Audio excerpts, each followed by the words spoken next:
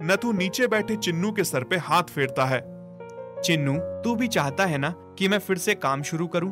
तू इसमें मेरी मदद करेगा ना? सेठ जी ने ये शर्त रखी है, जब तक मैं पैसे ना लौटा दूं तब तक मैं तुम्हें उनके पास छोड़ूं। मुझे मजबूरन सेठ के पास तुम्हें छोड़ के जाना पड़ेगा, लेकिन तुम फिक्र मत करना, बहुत जल्द ही मैं सेठ के पैसे लौटाकर तुम्हें यहाँ से ले जाऊंगा। चिन्नू, एक तू ही मेरा सहारा है जो मुझे समझता है। मेरे बुरे दिनों में सब मुझे छोड़ के चले गए, पर सब धन और घर के लालच में होते हैं, पर तुम्हें किसी चीज का लालच नहीं। मेरे पास कुछ नहीं है, यहाँ तक कि मेरी इतनी औकात भी नहीं कि मैं तुम्हें खाना खिला सकूं, पर फिर भी तुम मेरे साथ खड़े हो। नथु एक बहुत ही मेहनती आदमी था। उसके घर में उसकी बीवी, बेटी और बेटा था। कुछ समय पहले की बात है। नथु पैसे कमा के लाता था और उसका बेटा जुए में उड़ा देता था। जब भी नथु उसे ऐसे काम करने के लिए रोकता, उसकी बीवी बीच में टांग अड़ा देती। तुम्हें शर्म नहीं आती? इतने बड़े हो गए हो, मेरे साथ काम करने में हाथ बटाने के बजाय तुम जुआ खेलते हो दिन रात। जो कुछ मैं कमाता हूँ उसे भी उड़ा देते हो। मैं तुम्हें कह देता हूँ, अब ये सब घर में नहीं चलने वाला। मेरे घर में ये सब नहीं चलेगा? क्या मतलब है? ये सब सिर्फ तुम्हारा ही नहीं है, हमारा भी है। और ये क्या बार बार मेरे बेटे को डांटते रहते हो? एक ही तो बेटा है हमारा। तुम इसके लिए नहीं कमा रहे हो तो किसके लिए कमा रहे हो? पर तुमने तो इसे अपना बेटा कभी माना ही नहीं है। ये कुत्ता तुम्हारा बेटा है। अपने बेटे से ज्यादा तो तुम इसको प्यार करते हो, तभी क्या कुछ नहीं खिलाते तुम इसको। सुनो, मैं भी कह देती हूँ, मेरे बच्चे को जो मन में आएगा वो करेगा। हाँ। तुम्हारे इसी लाड़ प्यार ने इसे बिगाड़ा है। याद रखना, ये एक दिन हमें डुबा देगा। नथु का बेटा मन ही मन सोचने लगता है, आज मैं सबसे बड़ा और आखिरी दांव खेलूंगा बाबा, और खूब सारे पैसे कमाऊंगा। नथु का बेटा उस दिन फिर से जुआ खेलता है और बदले में सारे खेत, घर-बार सब कुछ लगा देता है। उसे उम्मीद थी कि आज तो वो बड़ा हाथ मारेगा और बहुत सारा धन जीतेगा और बहुत अमीर बन जाएगा, पर ठीक उसके उल्टा हो गया और सब कुछ हार गया। और इस बात से वो काफी डर गया। भागता हुआ वो घर आता है। माँ, माँ। हाँ बेटा बोल, कब से तेरा इंतजार कर रही थी। बहुत चिंता हो रही थी मुझे। देख कितनी रात हो गई है, कहाँ रह गया था तू? माँ, बहुत बड़ी गड़बड़ हो गई है। क्या हुआ बेटा? तू इतना परेशान क्यों है? माँ, मैंने बड़ी बाजी जीतने के लिए खेत और सब कुछ दांव पे लगा दिया और ये सब कुछ जुए में हार गया मैं। माँ। क्या? ये तू क्या कह रहा है बेटा? माँ, बाबा अब क्या कहेंगे? ये क्या किया तूने बेटा? चल कोई बात नहीं, तेरे बाबा को मैं देख लूंगी। पीछे खड़ा नथु सब कुछ सुन रहा था। क्या तुमने सब कुछ डुबा दिया? ये कह के नथु अपने सर पे हाथ रख के सर पीटने लगता है। मैं पहले से ही इस लड़के को बार बार रोकता था, पर तुमने इसकी हरकतों को बढ़ावा दिया। अब भुगतो। उसी समय 4-5 गुंडे हाथ में डंडा और बंदूक लेकर खड़े हो गए और उनसे कहने लगे, चलो चलो, घर खाली करो जल्दी से, ये सब अब हमारे मालिक का है। भाई साहब, हम कहां जाएंगे? रहम करो हम पे, मत छीनो ये हमसे। चलो चलो, निकलो यहाँ से। ये सब पहले अपने बेटे को समझाना था, जिसने जुए में सब कुछ लगा दिया। माँ, अब हम कहाँ जाएंगे? मेरे बच्चों, तुम घबराओ मत, हम तुम्हारी नानी के घर जाएंगे। माँ, पिताजी भी हमारे साथ जाएंगे? हाँ, उनको साथ लेकर क्या करना? तुम्हारा बाप अब किसी काम का नहीं रहा, न पैसा न घर बार, कुछ नहीं रहा। फ्री का थोड़े पालना उसको अपने मायके में, रहे अपने कुत्ते के साथ, जहां मर्जी वहां। ये सुनकर नथु को बहुत दुख हुआ और वो सोच रहा था कि जब तक उसके पास सब कुछ था, सब उसके पास थे। जैसे ही सब खत्म हुआ, सब छोड़ के चल दिए बिना उसके बारे में सोचे।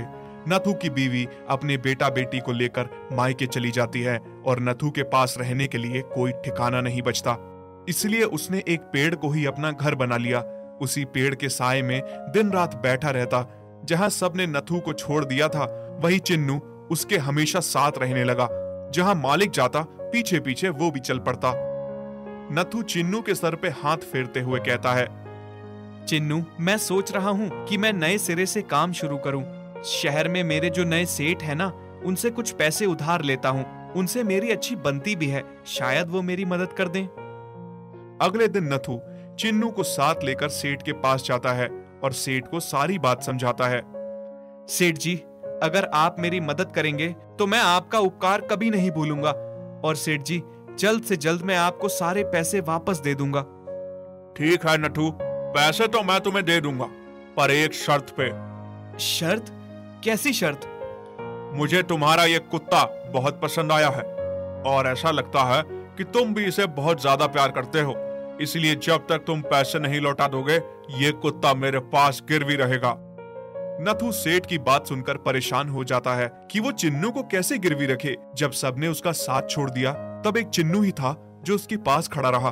पर साथ में वो ये भी सोच रहा था कि काम शुरू करने के लिए उसे पैसे की बहुत आवश्यकता है। नथु चिन्नू से बात करता है। नथु नीचे बैठे चिन्नू के सर पे हाथ फेरता है। चिन्नू, तू भी चाहता है ना कि मैं फिर से काम शुरू करूं? तू इसमें मेरी मदद करेगा ना? सेठ जी ने ये शर्त रखी है, जब तक मैं पैसे ना लौटा दूं, तब तक मैं तुम्हें उनके पास छोड़ूं। मुझे मजबूरन सेठ के पास तुम्हें छोड़ के जाना पड़ेगा, लेकिन तुम फिक्र मत करना, बहुत जल्द ही मैं सेठ के पैसे लौटाकर तुम्हें यहाँ से ले जाऊंगा। नथु चिन्नू को सेठ के पास छोड़ के वहां से जाने लगता है, पर मन ही मन चिन्नू के लिए बहुत दुखी था। चिन्नू रोते हुए अपने मालिक को जाते जाते देखता है, पर वो नथु के साथ जाने की जल्दी नहीं करता, क्योंकि वो अपने मालिक की मजबूरी को बखूबी जानता था। उसे यकीन था कि उसका मालिक एक दिन जरूर आके उसे ले जाएगा। ऐसे ही नथु ने जल्द से जल्द अपना काम शुरू कर दिया। कुछ ही दिनों में उसका अपना काम बहुत अच्छा चलने लगा। वहीं सेठ के घर पे एक दिन बहुत बड़ी चोरी हो जाती है। चोर सब कुछ लूट के ले जाते हैं। जब चोर चोरी कर रहे थे, तब चिन्नू पीछे से खड़ा होकर सब देख रहा था, और जब चोर वहां से निकलने लगे तो चिन्नू भी उनका पीछा करते हुए जाता है। चिन्नू देखता है कि चोर जंगल में एक जगह गड्ढा खोदकर सारा चोरी किया हुआ माल डाल के छुपा रहे हैं। हाय, इस माल को यहीं छुपा लेते हैं, जब मामला ठंडा हो जाएगा फिर आके माल ले जाएंगे। हाँ भाई, तू सही कह रहा है, हम इस माल को यहीं छुपा लेते हैं, और अगर पुलिस हमें पूछने आ भी गई तो हमारे पास कुछ भी नहीं मिलेगा। कुछ दिनों बाद हम आके माल निकाल ले जाएंगे, और वैसे भी किसी को क्या पता कि हमने माल कहाँ रखा है। लेकिन चिन्नू चुपके से सब देख लेता है। चिन्नू जब घर आता है तो देखता है कि सेठ सर पे हाथ रख के रो रहा है। अरे, मैं तो लुट गया, जीवन भर की कमाई मेरी चोरी हो गई, लुट गया। चिन्नू सेठ को रोते हुए देखता है और सेठ का कपड़ा खींच के ले जाता है। सेठ समझ जाता है कि चिन्नू उससे कुछ कहना चाहता है, और वो भी उसके साथ साथ चलता है। चिन्नू सेठ को उसी जगह पे ले जाता है जहां पर चोर ने चोरी का माल दबा रखा था। चिन्नू उस जगह को जीभ से चाटने लगता है, और सेठ समझ जाता है कि इस जगह के अंदर जरूर कुछ दफनाया हुआ है, और वो उस जगह को खोद के देखता है। सेठ का सारा माल वहीं पड़ा था। तब सेठ चिन्नू को गले से लगा लेता है। चिन्नू, तुम कितने वफादार हो। मैं तुम्हारा मालिक नहीं हूँ, और मैंने तुम्हें पैसे के बदले बंधक रखा, तुम्हें तुम्हारे मालिक से दूर किया। मैं कितना बुरा हूँ। अब चाहे नथु मुझे पैसे लौटाए या ना लौटाए, कोई बात नहीं, पर मैं तुम्हें बंधक नहीं रखूंगा। तुम आज से आजाद हो। सेठ चिन्नू को आजाद कर देता है और उसके मालिक के पास भेज देता है। चिन्नू भी खुशी खुशी अपने मालिक के पास अपने घर निकल जाता है। उधर नथु का कारोबार बहुत अच्छा चल रहा था। उसने सेठ के पैसे इकट्ठा कर लिए थे। वो सेठ को पैसे वापस करने और चिन्नू को वापस लेने जा रहा होता है। नथु बहुत खुश हो जाता है कि वो सेठ का उधार चुका के चिन्नू को घर ले आएगा। तभी रास्ते में उससे चिन्नू मिल जाता है। चिन्नू, तुम यहाँ क्या कर रहे हो? मैं तुम्हें लेने सेठ के पास आ रहा था। कहीं ऐसा तो नहीं कि तुम भाग के आ गए हो? तुमने मेरी नाक कटवा दी। सेठ मेरे बारे में क्या सोचेंगे?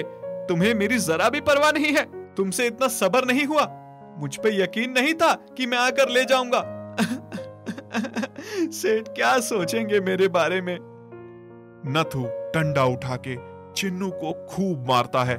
चिन्नू खून से लाल पड़ जाता है और वो चुपचाप अपने मालिक की मार सहता है। तभी चिन्नू के गले से एक चिट्ठी गिरती है जो सेठ ने नथु के लिए लिखी होती है। नथु उस चिट्ठी को उठा के पढ़ने लगता है और चिन्नू मार खा के दूर जाकर बैठ जाता है। उस चिट्ठी में लिखा होता है, नथु, ये कुत्ता इंसानों से भी ज्यादा वफादार है। इसने मेरा घर लुटने से बचाया। मैं इसका मालिक तो नहीं हूँ, फिर भी इसने मेरे साथ वफा निभाई। सोचो तुम्हारे लिए ये क्या कुछ नहीं कर गुजरेगा। मैं इसे इस बंधन से आजाद करके तुम्हारे पास भेज रहा हूँ। तुम इसे आज से खुद से कभी दूर मत होने देना और तुम्हारा कर्ज भी माफ। फिर नथु को अपने किए पे बहुत पछतावा होता है कि वो भाग के नहीं आया, बल्कि उसे सेठ ने ही आजाद किया है। नथु वही डंडा उठा के अपने हाथ पे मार मार के लहूलुहान करने लगता है जिस हाथ से उसने चिन्नू को मारा था। चिन्नू को ये सब बर्दाश्त नहीं होता और वो मालिक के पास आके उसका डंडा खींच के फेंक देता है। नहीं चिन्नू, तोड़ डालने दे मुझे इन हाथों को जिससे मैंने इतना बड़ा पाप किया। मुझे मार, तूने हर समय मेरा साथ दिया और मैं कितना बुरा हूं, तुझे दर्द के सिवाय कुछ नहीं दिया। चिन्नू, अब हम दोनों साथ में रहेंगे। चिन्नू बहुत खुश हो जाता है और अपने मालिक को चाटने लगता है। इस तरह से चिन्नू और नथु साथ में रहने लगे और एक दूसरे का ख्याल रखने लगे। यदि आप ऐसी कहानियां और देखना चाहते हैं तो हमारे चैनल को सब्सक्राइब करें और बेल आइकन पर क्लिक करें ताकि हमारी सारी नई वीडियोस